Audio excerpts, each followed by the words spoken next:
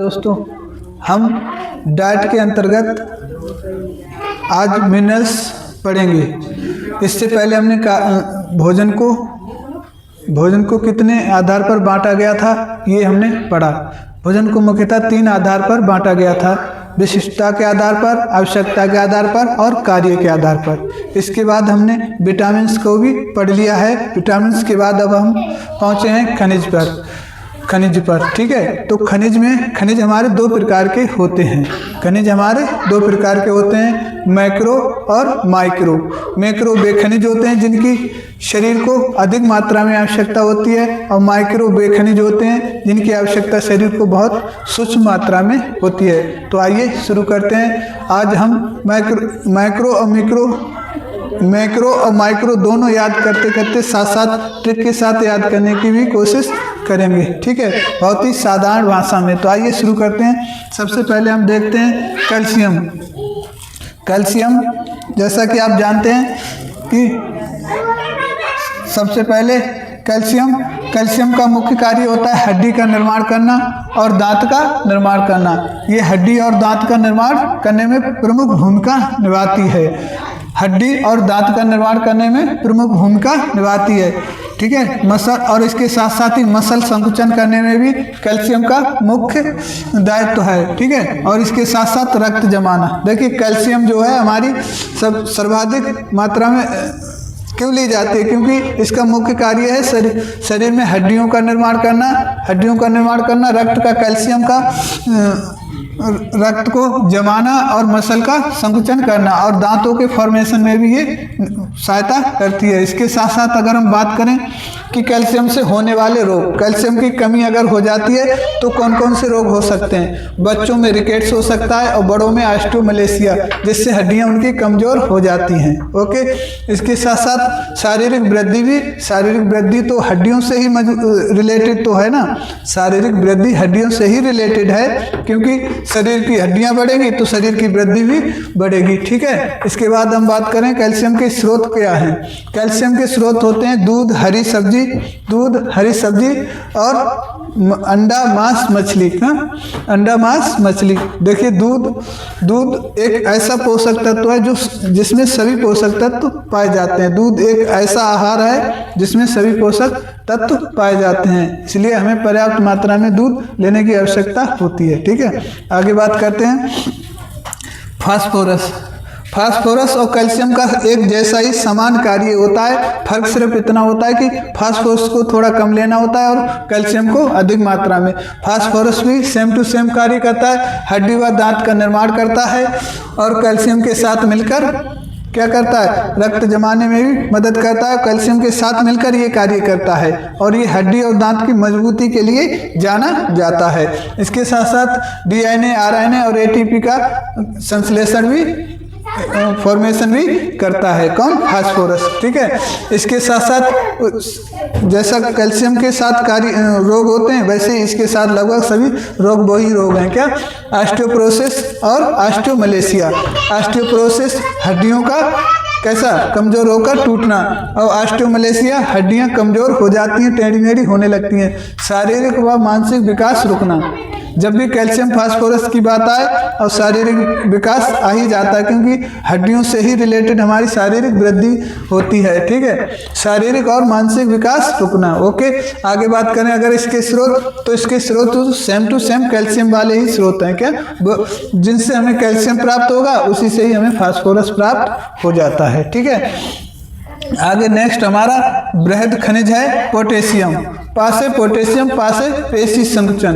Potassium पेशी संकुचन यानी मसल संकुचन में भूमिका निभाता है, और क्षार नियंत्रण, और जो हमारे शरीर में बेस पाया जाता है उसको कंट्रोल करता है। बेस और एसिड, ये 2 तरह के क्षार पाए जाते हैं, और इसका मुख्य कार्य बेस को नियंत्रण करना होता है। और पेशी कमजोर हाइपोटेशियम का इसका जो रोग हो जाता है, इसकी पोटेशियम की कमी से पेशियों को बढ़ाना काम था, वैसे रोग होगा तो पेशियां कमजोर होंगी। जैसे पेशी बढ़ाता है, अगर कमी होगी तो पेशी कमजोर हो जाएगी। इसमें याद करना बहुत आसान है, हाइपोटेशियम। ठीक है, इसके बाद अगर इसके स्रोत की बात करें, ये कहाँ से प्राप्त हो सकता है, तो दूध उत्पाद, जितने भी दूध से बनने वाले उत्पादन हैं उनसे सभी से हमें क्या प्राप्त होगा, पोटेशियम। और हरी सब्जी, दूध, अंडा, मांस, मछली, ये ब्रेड और माइनर्स के, मेजर और माइनर्स के लगभग कॉमन स्रोत हैं। इनको सही से याद रखो, क्या, दूध, हरी सब्जी, अंडा, मांस, मछली, बस यही तो हमारे सब कॉमन है। इनमें सभी तरह के मेजर और माइनर मिनरल्स दोनों पाए जाते हैं। इसमें स्रोत को लिए ज़्यादा विशेष ध्यान देने की कोई ज़रूरत ही नहीं है, इसको याद रखना है। ठीक है, जो कॉमन है। ठीक है, इसके बाद हम बात करते हैं सल्फर का डायरेक्ट संबंध हमारे बाल और नाखूनों से है। क्या, बाल और नाखूनों से है। सल्फर जो होती है वो बाल और नाखूनों पर कार्य करती है। अगर सल्फर, देखिए, बाल, नाखून और मसल वृद्धि, बाल, नाखून और मसल वृद्धि, बाल, नाखून तो हमारे मसल के अंतर्गत ही तो आते हैं। ठीक है, इसके बाद पाचन और मसल निर्माण, पाचन और थोड़ा बहुत कार्य इसका सल्फर का पाचन निर्माण में भी सहयोग देना होता है। इसके साथ साथ हम बात करें तो वही जो जिस पर कार्य करेगा, अगर कमी हो जाएगी तो वही रोग हो जाएंगे। जैसे बाल झड़ना, क्या, बाल झड़ना, नाखून कमजोर होना, टेढ़े मेढ़े होना, मोटापा और हृदय रोग के लिए सल्फर क्या जिम्मेदार है। इसके साथ साथ हम बात करें अंडा, मांस, मछली, लीवर, अंडा, मांस, मछली, लीवर, इसमें क्या पाया जाता है, इसमें पर्याप्त मात्रा में सल्फर पाया जाता है। ठीक है, अगर बात करें सोडियम की, क्या, सोडियम का सीधा रिलेटेड होता है जल से। क्या, सोडियम का रिलेटेड होता है सीधा जल से। क्या, जल व क्षार का नियंत्रण करना, जल व क्षार का नियंत्रण करना और मसल संकुचन में सहयोग देना, जल व क्षार का नियंत्रण करना और मसल संकुचन में सहयोग करना। ठीक है, इसके बाद अगर सोडियम की कमी हो जाए तो क्या हो जाता है, इलेक्ट्रोलाइट की कमी हो जाती है। क्या, इलेक्ट्रोलाइट्स जो है हमारे शरीर के होम्योस्टेसिस को बनाने में मदद करते हैं, और इनकी कमी हो जाने से इलेक्ट्रोलाइट की कमी हो जाती है। और ये कब होता है, जब किसी व्यक्ति को उल्टी, दस्त वगैरह ज़्यादा होते हैं तब। ठीक है, या पानी की कमी हो जाए, थकान, मसल क्रैम्प, थकान भी महसूस होती है और मसलों जो मांसपेशियाँ होती है उनमें क्रैम्प आना शुरू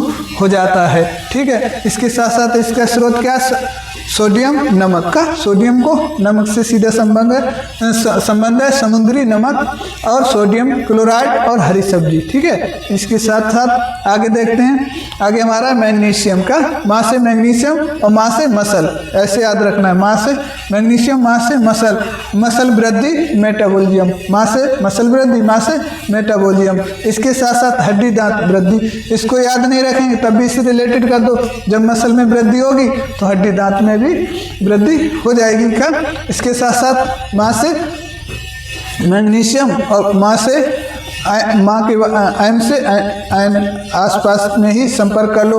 नर्वस सिस्टम, मैग्नीशियम क्या करता है, नर्वस सिस्टम कमी हो जाने से नर्वस सिस्टम हमारा कमजोर हो जाता है और एंजाइम की कमी हो जाती है। एंजाइम क्या करते हैं, एंजाइम हमारे शरीर के जो पाचन क्रिया को सुचारू रूप से क्या करते हैं, चलाने में मदद करते हैं। ठीक है, तभी तो नर्वस सिस्टम का जो एनर्जी मिलती है कहाँ से, फूड से ही तो मिलती है। तो ऐसे रिलेटेड आप कर सकते हैं। हरी सब्जी व सभी अनाजों में क्या हमारा मैग्नीशियम पाया जाता है। ठीक है, एंजाइमों पर कार्य करना मैग्नीशियम का मुख्य कार्य होता है। इसके बाद हम माइक्रोन्यूट्रिएंट्स की बात करेंगे। माइक्रोन्यूट्रिएंट्स के बारे में आप लोगों को सिर्फ इतना ही ध्यान रखना है कि वो उसका नाम और उसके रोग। ठीक है, इसके जो स्रोत हैं लगभग जो हमारे मेजर मिनरल्स थे उसके ही, अगर वो हम पर्याप्त मात्रा में लें तो माइक्रोन्यूट्रिएंट्स की कमी नहीं होगी। ठीक है, आगे देखिए माइक्रोन्यूट्रिएंट्स, कॉपर से याद रखो सी से कॉपर क्या बनता है, सी से बनता है, सी वर्ड से शुरू होता है और सी से ही ध्यान रखो आरबीसी, क्या, आरबीसी सेल कौन सी सेल, आरबीसी का निर्माण करता है। इसके साथ साथ बात करें आयोडीन आयोडीन हमारा, आयोडीन किस में पाया जाता है? नमक में। और नमक कम मात्रा में लेने से क्या हो जाता है? बहुत सारे रोग उत्पन्न हो जाते हैं, जैसे क्रिटिनिज्म और मिक्सोडिमा। क्रिटिनिज्म ऐसा रोग होता है जिसमें शरीर के क्या होता है? अधूरा विकास होता है। और मिक्सोडिमा रोग जो आयोडीन की कमी से होता है, उस मिक्सोडिमा की कमी से शरीर में मंदबुद्धि और अधूरा विकास होता है। ठीक है, इसके बाद हम बात करें फ्लोरीन। ये आपको ध्यान रखना है, आयोडीन नमक में पाया जाता है और ये शारीरिक वृद्धि को कंट्रोल करता है। आयोडीन पर्याप्त मात्रा में लेना चाहिए बच्चों को, इसलिए उनमें शारीरिक वृद्धि अधूरी ना हो। ठीक है, इसके बाद फ्लोरीन क्या करता है? हड्डी व दांत को मजबूत करता है। फ्लोरीन और कैल्शियम फास्फोरस से मुख्यतः हड्डी व दांत पर ही कार्य करते हैं। ठीक है, इसके बाद मैग्नीशियम का, वहाँ से मैग्नीशियम एंजाइम पर एक्टिव करता है। क्या? मैग्नीशियम जो है हमारा एंजाइम को एक्टिव करता है।